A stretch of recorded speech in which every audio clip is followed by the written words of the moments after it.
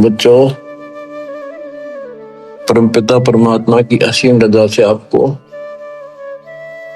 अपने घर की भनक पड़ी है। आपको ये ज्ञान हुआ है कि हम क्यों जन्म रहे हैं, क्यों मर रहे हैं, हम कहाँ के निवासी हैं। यहां पर हमारा परिवार है, ये पिछला संस्कार है, इसको पूरा करते जाएंगे और अपने अपने कोई कहीं जन्म लेगा, कोई कहीं जन्म लेगा, कोई पशु बनेगा, कोई पक्षी बनेगा, अच्छे कर्म कर रखे होंगे कोई स्वर्ग जाएगा, कोई बुरे कर्म करके नरक जाएगा। यानी अंश में सब 12 बाटा। कहते एक लेवा एक देवा दूतम, कोई किसी का पिता नहीं पूतम, ऋण संबंधी जुड़ा यू ठाठा। ये मौज दिखाई दे है, अंश में सब 12 बाटा। 12 बाटा मैंने अपने अपने 12 बाट हो गया हो, यानी अपने अपने अलग अलग बिछड़ जाओगे। पहले भी कहीं कहीं थे, पिछले जन्मों के संस्कार बस आज इकट्ठे हो गए। ये थोड़े से दिन की भूल भुलैया, और इसका कोई निश्चित भी नहीं है कि इतने तक तुम इकट्ठे हो, लेकिन ये आपकी हमारी मजबूरी है। हम ना इन तक दूर हो सकते, क्योंकि हमारे अंदर इंसानियत है। हम मनुष्य पशु पक्षी भी नहीं हो सकते अपने बच्चों से दूर, अपने परिवार से दूर। इतना हमारे अंदर इंसानियत है, उसी का नाजायज फायदा उठाया जा रहा है। हमें राह ठीक नहीं बताया गया आज तक, भी तुम क्या करो, मृत्यु हो जाती है 1 सेकंड में। ये बात जब तक आपकी छाती में नहीं धरी जाएगी, हृदय में नहीं समाई रहेगी, तब तक आप भगत नहीं बन सकते हैं कि आज हम यहाँ सब कुछ है, बच्चे भी हैं, माता पिता भी हैं, सारी सुविधा है, तो मनुष्य को क्या करे। 1 मिनट में मृत्यु होगी, फिर क्या करोगे? वह नहीं समझ में आती, वह नहीं कहा भी नहीं, अभी क्या पता, अभी तो बहुत टाइम है। आज का रोज देखो अखबारों में, रोज 1 लाख की गाड़ी गाल देता है काल, इसकी शून्य जो चाल है। इतनी बड़ी पृथ्वी पे अरबों व्यक्ति हैं, एक गांव में 2-3 साल में एक का नंबर आवे। जवान भी मर जाते हैं, बूढ़े भी मर जाते हैं, तो फिर कई साल तक बोल पड़ी रहा, वो तो वैसे हो गया, उनका न हो गया था, न हो गया था। ये तो किसी के साथ भी हो सकता है। तो इसका समाधान पता लग गया। अब ये इस समाधान को कर लो, इस भूल भुलैया तक सीमित हो गए तुम बस। पहले तो ज्ञान नहीं था, अब ज्ञान होने के बाद भी तुम सतर्क नहीं होते हो, फिर इंसान नहीं पत्थर हो पत्थर। कोट बरस करे संगत संतों की, पत्थर का जल में क्या बीजे, एक चंदन वन में रंग ला दे, एक बांस बिटन भी ना सीखे। जो व्यक्ति पत्थर जैसे हैं, उन्हें कितना ज्ञान सुना ले, नाम भी ले लेंगे, नाट भी लाए जाएंगे बैठे बैठे सत्संग में, हाँ सही है, हर बार जाते हो एक काम। तो वो पत्थर है, पत्थर को पानी में डाल दे, कितने दिन तक डाल कर रखो, बाहर निकाल दे, एक दूसरे से बढ़ा दो, जो कि तो चिंगारी पाटे। तो क्या असर हुआ? पानी में डालने के बाद तो वो नरम होना चाहिए था। तो ऐसे हृदय ना बनाओ, नरम हो जाओ, मालिक की तरफ ध्यान दो। देख दाता क्या बताते हैं बार बार, 1 सेकंड के बाद पता नहीं कहाँ बिजली पड़ जाए और किधर जाकर पड़ोगे, किधर पशु होंगे में, वहां पक्षी जो भी। इन बातों को याद रखो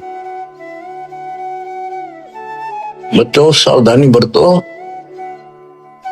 आप पत्थर ना बनो। या तो फिर सत्संग में आने का फायदा क्या, जब इन बातों का असर नहीं हुआ आप पे। सेवा करो, मालिक की शरण में आ गया आप, आपको पूरा सहयोग मिलेगा, पूरा सहारा मिलेगा। अगर आप नियमित रहोगे तो, मर्यादा में रहोगे तो अकाल मृत्यु आपकी कबीर साहब होने नहीं देगा किसी सदस्य की। और जिनके हमने देखा, नाम लेने के बाद भी ऐसी घटनाएं घट गई, जवान बालक मर गया, लड़का और हमें दुख होता है ये हुआ कैसे, लेकिन मुझे तो पता है ये कैसे हुआ, फिर बोल नहीं सकते उस टाइम। अब सारे गीत गा देता हूं, अपनी गलती से मरोगे, भगवान आंच में हाथ देगा आपको। फिर पता चलता है वो ऐसी गलती करते थे, वो ऐसी गलती करते थे, कोई परवाह नहीं थी, मर्यादा का ध्यान नहीं था। फिर भगवान कहते हैं जब लगन सा हमरी आना, काल लगे नहीं तेरा बना। जब तक मेरी मर्यादा में है तो मेरे हंस में तो कुछ नहीं कर सकता। गरीब अनंत कोटिवादी जहां रचे सकल ब्रह्मांड, गरीब दास में क्या करूं, ये काल करे जीव खंड। मैं इतना सक्षम हूं, इतना समर्थ हूं, कबीर साहब बताते हैं असंख्य ब्रह्मांड मैंने रचे, लेकिन मैं क्या करूं, यू काल जीव खंड करा देता है, मेरे भगत का नाम छुड़वा देता है और उसके बाद इसका दाव ले जाता है। तो बच्चों, मर्यादा को लक्ष्मण रेखा समझो, ये बच्चों का काम नहीं है। तुम नजरा सी लाग गए, पहाड़ टूट जाएगा जिस दिन तो जीवन छूट गया, जिस दिन शरीर छूट गया, कि तो हाथ नहीं आओगा कुछ भी। अब समय दिया थोड़ा सा भगवान ने जीवन का, इसका सफल करो। अब वाणी सुनाता हूं, अथ ज्ञान परिचय। सतगुरु दीन दयाल दयाला, नजरी है नजर निहाला। सतगुरु अगम भूमि से आए, निर्भय पद निज नाम सुनाए। कर हंसा प्रतीत हमारी, सतगुरु दार नर और नारी। जैसे वेद बताते हैं परमात्मा सबसे ऊपर के लोक में रहता, ऊपर वहां से गति करके आता है। यहां भक्ति पर लगे हुए व्यक्तियों को सच्चा राह बताता है, उनको ठीक सच्चे मंत्र बताता है, भक्ति के सही नाम बताता है, और यथार्थ भक्ति ज्ञान आध्यात्मिक ज्ञान वो स्वयं आकर बताता है। तो उसी के बारे में कहा है, सतगुरु दीन दयाल दयाला, नजरी है नजर निहाला। सतगुरु या कबीर साहब, सतगुरु अगम भूमि से आए, निर्भय पद निज नाम सुनाए।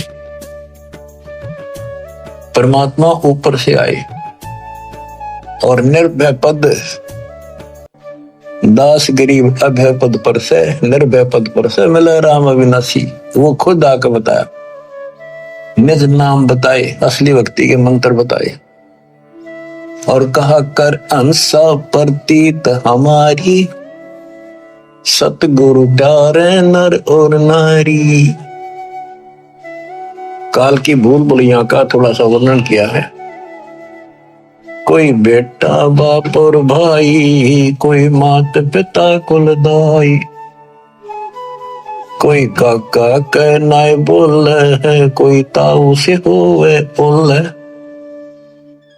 कोई मामा भाणजी भीना, जिसका तिस क्यों नहीं दीना, कोई दादा पोती नाती, चलते कोई संग न साथी, कोई दादा पोता नाती, चलते कोई संग न साथी, कोई फूफसरा ननदोई, ज्यों का त्यों ही होई, कोई पीतसरा पतधारी, कोई तायसरा गुजवारी, कहीं जेठ जेठानी खसमा, ये सब ही हो गए बसमा, कहीं भाभी देवर साली, इन्ना तो बड़ी घर गाली, कोई बहन भानजी फूफी, या फूट गई भ्रम कोपी, कहीं बेटी बहू भई रे, समझे नहीं अकल गई रे। ये है दो जग के लपकू, देखो गुल्लर के गपकू, यो नाता छारम छारा, डूबे दरिया वारन पारो। यो 84 झकझोला सब होगे गोड़ मथोड़ा। अब ये वही बताना चाहे है, एक लेवा एक देवा दूतन, कोई किसी का पिता नहीं पूतन। अब ये सारा कुछ बता दिया, दादा पोता भांजीब मामा बेटी बहू, ये एक सारा कुछ हमारा एक संसारिक नाते हैं, बहुत अच्छी बात है। इनका भी पालन नेक व्यक्ति करे अगर अपने सच्चे ढंग से। बकवादी तो इसमें भी डंगा डाल दिया करें। पहले तो हमने इनको ठीक से निर्वाह करना, इसका अर्थ ये है जो रोल मालिक ने हमें दिया है, बाप का दिया है, बेटी का दिया है, बहू का दिया है, सास ससुर का दिया है, ताऊ का दिया है, चाचा का दिया है, देवर और भाभी साली, जो भी हमारे नाते हैं ये पवित्र हैं। इनको पहले तो एक सुच्चे ढंग से निभाना है, इसका यह मतलब है। और केवल नहीं तक सीमित रह गई, न बकवादा में लगे रहे तो मनुष्य नहीं हो तुम। तो अब क्या बताते हैं, कहे कबीर हम कारवान हो आए, महलों पर ऊंट बताए। ये इब्राहिम सुल्तान के बारे में कहते हैं, वो भी ऐसे फंसा पड़ा था, गर्क धस रहा था गर्दन तक इसी गंद में, इस संसारी की उड़जेड़े में फंसा पड़ा था। ठाठ थे सारे, ऐसे ठाठ थे सुर का राजा इंद्र भी शर्मिंदा हो जाता था जब वो ठाठ बाट से चलता था। और वो दुश्मन था उसके अनमोल जीवन का बर्बाद कर देता। हमने ये सोच लिया अच्छे लगे, यही तो अज्ञानता हटाने के लिए दास इतनी मेहनत कर रहा है। इस उम्र में 4-4 5-5 घंटे रोज बोलो, पहले तुमसे सत्संग करूं, फिर मालिक का गुणगान करूं। आप सोच लो कुछ मनतली सोच कि मैं तो इनका भगवान के उलाने रो दी, आगे थारी मर्जी, कोशिश करूंगा तुमने सुलझाने की। आँख खोल लो, बार बार ये बातें कहता है दास, कोई बालक नहीं। क्यों कहता है कि आपके ऊपर नशा है, दबाव है बहुत ज्यादा, ऐसे उस नशेड़ी को जोड़ना पड़ता है। उठ खड़ा हो तो जब वो ठीक होगा। तो आपकी आत्मा सोई पड़ी और दी पड़ी इन्हीं के अंदर, मोह ममता में कति जबरदस्त नशा है। ये एंटीबायोटिक दिए जा रहे हैं, एंटीबायोटिक, ये इस नशे में उतारेंगे। और नशा ठीक हो जाए तो ये नाते भी ठीक निभाओगे आप। वैसे तो इसमें भी लड़े जाओ आपस में, ये झगड़े फिर मिट जाएंगे और भक्ति ठीक बढ़ेगी, मालिक मिलेगा आपको, और यहां भी सुखी और परलोक भी सुखी होगा। इब्राहिम सुल्तान को परमात्मा आके मिले, उसकी वाणी सुनाता हूं। इस अमृत वाणी के सुनने से और आत्मा जागेगी। इस वाणी में शक्ति भी है कि शक्ति देगी, ताकत है, सिद्धि है। ये आत्मा को सहारा मिलता है, इसका और नशा उतरेगा। ये वाणी आत्मा के ऊपर ऐसा असर करेगी बच्चों, जैसे किसी को सर्प डस जाता था। पहले आध्यात्मिक इलाज होते थे, गार्डू एक वाणी बोला करता था, 4-5 श्लोक होते थे उसमें, उनको सिद्ध कर लेता था और उसको बार बार बोलकर वो ना तब मूर्छित आदमी जिसका सांप लड़ गया बेहोश हो जाता था, ना वो सुन सके था और ना वो बोल सके था। और वो उस मंत्र को बोल बोल के गार्डू विष उतारने वाला उसको जहर को उतार देता था, फिर वो सचेत होकर के जीवित हो जाता।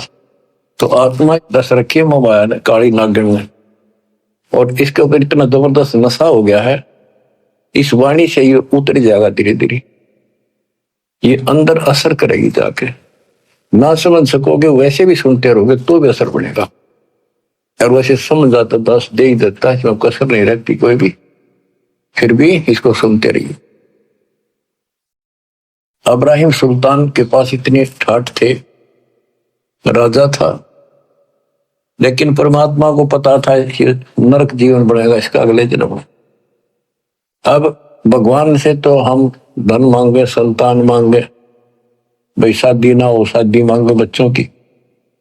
परमात्मा आपको वो भी देता है, पर इतना ही देगा जितना जरूरत है, ज्यादा नहीं। भक्ति करो, क्योंकि उसने तो आपकी मुक्ति करानी है। आपने ज्ञान नहीं होने से आप यहीं की सुविधा मांगते रहते हो, तो परमात्मा वो देगा नहीं आपको। इसलिए आप राज्य ग्रंथाराम की रजा दरा जोशीस दास गरीब दरस परस्तिस बैठे जगदीश। फिर आपको ये बात याद रखनी पड़ेगी, भगवान जो रखे नहीं रहना चाहिए भगत को। अब न कुछ भी दिखता हो आज, लेकिन आपका भविष्य उज्जवल हो जाएगा। तो बच्चों, परमात्मा की असीम कृपा है आपके ऊपर। जैसे अब्राहिम सुल्तान को निकाल निकाल के ला रहे हैं ना बच्चों, आप उस परिस्थिति से ऊपर उठ चुके हो, इसलिए आपको जन्म इस पीक टाइम में, प्राइम टाइम में, इस भक्ति युग में मिला है। मालिक की इस रजा की अनदेखी ना करो, इसकी कदर करो, अपना पीछा छुटाओ। आपने ऐसी कुर्बानियां, लख पर सूरा जूझ ही लख पर सावन दे, लख वरिति जहान में तो सतगुरु समझा। तो बच्चों, आप ऐसी पुण्यात्मा हो, अब्राहिम सुल्तान जैसी आत्मा रही हो आप कभी, तब आज दाता की शरण मिली है। दास तो आपको कति झंझोड़ कर रखेगा, पर काल का दबाव भी खूब आपके ऊपर वो भी रहा रहेगा, कोई बात नहीं। करीब ताकत में लगी आत्मा में, सब न घसीट ले चल लेंगे। संसारिक काम भी हम करेंगे नेक नीति से। काल ने परमात्मा से कहा था कि मैं इन सबको भ्रमित कर दूंगा और तुम बेसिक जाइयो संसार में, जोग जीत जाइयो संसारा। जीव न माने कहा तुम्हारा, जीव तुम्हारा कहा नहीं माने, हमारी ओढ़ हो बाद में खाने। इनको मैं ऐसा भ्रमित करूंगा, द्वादश पंथ करूंगा साजा, नाम तुम्हारा ले करूंगा वाचा। द्वादश पंथ नाम जो देगी, हमारे मुख में आन सुनाई। तीर्थ व्रत जब तक मन लाऊं, और यह विधि जीवों को बरमाऊं, कि इनको सब शास्त्र विरुद्ध साधना लगा दूंगा, सब लगा दूंगा, और ये इतने दृढ़ कर दूंगा, जब तुम्हारा वो स्वयं होगा पीछे, जो आपका कोई भक्त भेजोगे, संत भेजोगे, उसके साथ वो विवाद करेंगे। तो बच्चों, ये ज्ञान ऐसा है, सबको धोखा दे देगा। मालिक कोई बालक नहीं, इसका बाप है, उसको पता था ये दुर्गति नहीं हो लेंगी, और सारी भक्ति करके थक नहीं लेंगे, तब तक मेरी बात न मानना कोई नहीं। अब क्या बताते हैं, गरीब लल्लो पत्तों की भक्ति है, तीन लोग चकमाही, तन मन धन अर्पण करें, सो कहीं बिरले ठाई। लोग दिखावा सा करें, काम चलाओ भा, 100 रुपया प्रसाद बांट दिया, कि थोड़ा बहुत दान दाने घेर दिए, कहते इस तरह की भक्ति करें ये लोग। तन मन धन अर्पण करें, सो कोई कोई भक्त है। गरीब द्वादश तिलक बनाए, करे फांसी नीनी हाथ, विष के लड्डू देते हैं जीवों ऊपर घात। अब ये नकली संत काल के एजेंटों की बताते थोड़ी सी। गरीब नाना वर्ण भेख हैं, सट दर्शन के माही, वचन हमारा मानियो, ये पंथ नरक में जाही। गरीबदास जी कितने स्पष्ट करे हैं, हमारी बात मान लो, ये सारे नरक में जाएंगे। गरीब पंथ तो पड़े सो बह गए, हमारी बाट अपंथ, शब्द हमारा मानियो, सेवो सतगुरु संत। अब के पड़ी थी गरीबदास जी ने, इतनी लंबी वाणी कौन कर सारा कुछ। इसलिए आप उनके बच्चे हो, बोले वाले हो, कति अज्ञान नहीं बना रखे आपने। आप कहते हैं गरीब चाहे पूजो ब्रह्म को, चाहे पूजो तीर्थों देव, चाहे पूजो माया आदि को, या सभी काल की सेव। ये सब काल की पूजा। मेरे पूर्ण पुरुष दयाल है, बंदी छोड़ कबीर, अपने जन के कारण भन भन धरे शरीर। गरीब क्षेत्र पात्र बोइए, जोरी जय जगदीश, खेत गधेरा खा गया कर काम दिनों की रीस। बच्चों कहते हैं दान धर्म, ये धर्म एक जैसे ही भंडारे होने लग रहे हैं। और जैसे आप आश्रम में आते हो, आपको आश्रम में पाछे ये नहीं पता कहाँ से सामान आया है, किसने बनाया है, क्या रेट चल रहा है। आप खाओ और मालिक के गुण गाओ। तो कहते ऐसे स्थानों पर दान जरूर करियो, खेतर पात्र को यो जो रीजा जगदीश।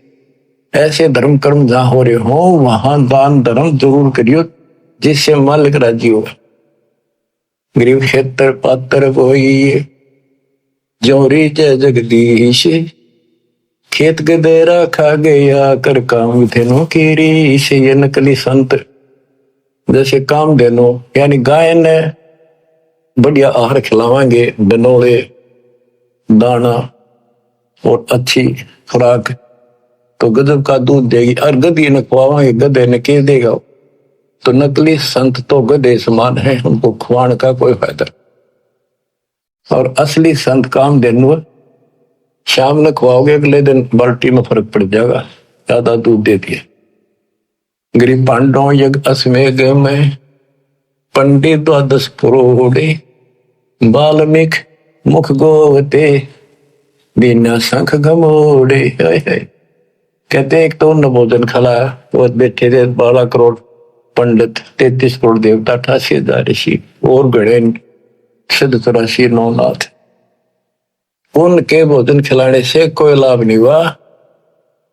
और वाल्मीकि परमात्मा संरूप में थे, वाल्मीकि रूप में। कहते एक मुख में भोजन डालते दिन शंख गमोड़े, ढूंढा ठा दिया शंख का। गरीब पांडव यज्ञ अश्वमेध में है पंडित 12 करोड़े, वाल्मीकि मुख बोवते दीना शंख गमोड़े। गरीब सतगुरु संगति छाड़ कर कोट जन्म तप की ही नहीं, इंद्रिय क्रम ना मोक्ष ही रहे यमराजा के अधीन। सतगुरु की संगत छोड़कर चाहे करोड़ जन्म तक तप करते रहिए, काल के अधीन तक हो गए। गरीब 6 शास्त्र कंठ हैं, पढ़त है 4 वेद, इंद्रिय क्रम न थिर हो ही कोटि करो अश्वमेध। गरीब दान करे सो हो गए ही, ये लाग गया बहुत लगार, 4 वेद पंडित पढ़े शरपदरी बेगार। कहते गुरु नहीं बनाया, दान दे दिया, वो मिल जाएगा, मोक्ष तो नहीं हुआ। गरीब ज्ञानी ध्यानी बह गए बूढ़े भोजल नाही, 3 लोक की मांड में वह फिर आवे जाही। गरीब जो हरट की माल में है करवे लगा कर्म में, फेरा स्वर्ग पताल में ऐसा दान धर्म में। बिना गुरु के जो दान धर्म किया गया, स्वर्ग में खा लिया, फिर नरक में, फिर स्वर्ग में, फिर कुत्ते गधे, ऐसे चलेगा। फेरा यानी चक्कर, स्वर्ग पताल में, ऐसा ही दान धर्म। फिर कहते हैं गरीब बिन इच्छा जो देते है सच्चे सतगुरु नाल, जाका फल चाहे नहीं कम पे जोरा काल। गरीब राम नाम मुख से कहे कर से देवे दान, जाका फल चाहे नहीं जिनके उर्मे ज्ञान।